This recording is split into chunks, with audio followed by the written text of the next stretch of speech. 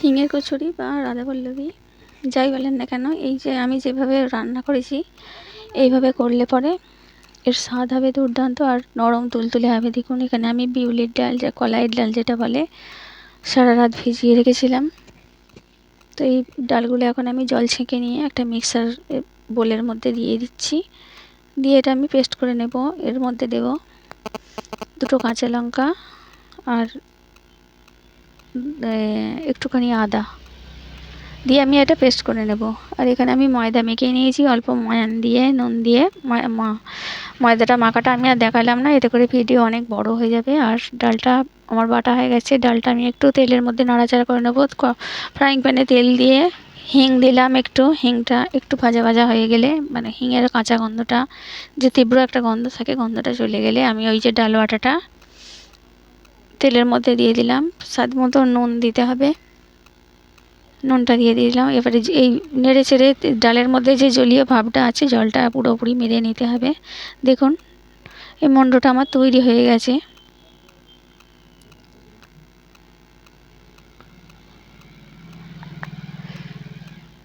তো এখন আমি এর মধ্যে দেখুন শুকনো খোলায় আমি মৌরি ভেজে রেখেছিলাম, সেই মৌরি ভাজাটাও এর মধ্যে দিয়ে দিলাম।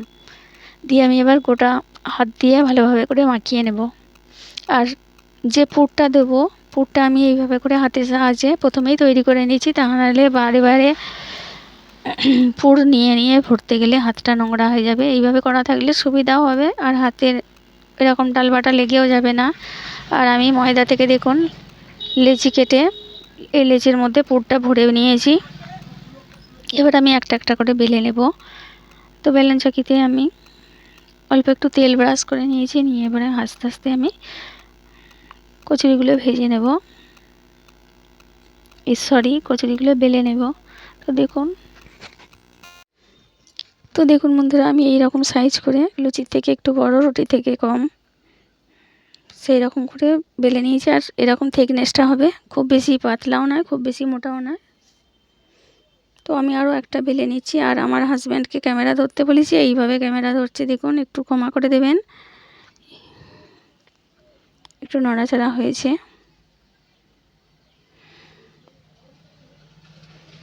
আরও একটা বেলে নিলাম একইভাবে। এবার আমি ওইগুলো ভেজে নেব। কড়াতে আমি তেল দিয়েছি, খুব বেশি তেল দিইনি, খুব ডুবো তেল দিইনি,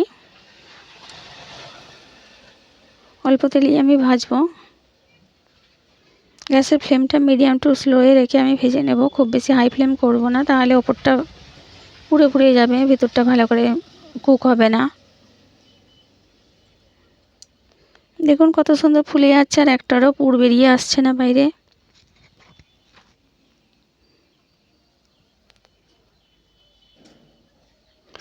একটা হয়ে গেল, পরপর আমি সবকটাই ভেজে নেব।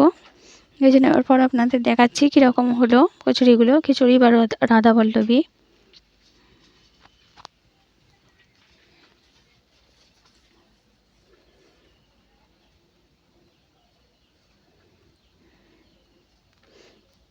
তো দেখতে দেখুন ভিডিওটা আমার হয়ে গেছে, কচুরিগুলো ভেজে নেওয়া হয়ে গেছে। আর প্রচণ্ড গরম, হাতে করে ধরা যাচ্ছে না, তাই এইভাবে ফেলছি।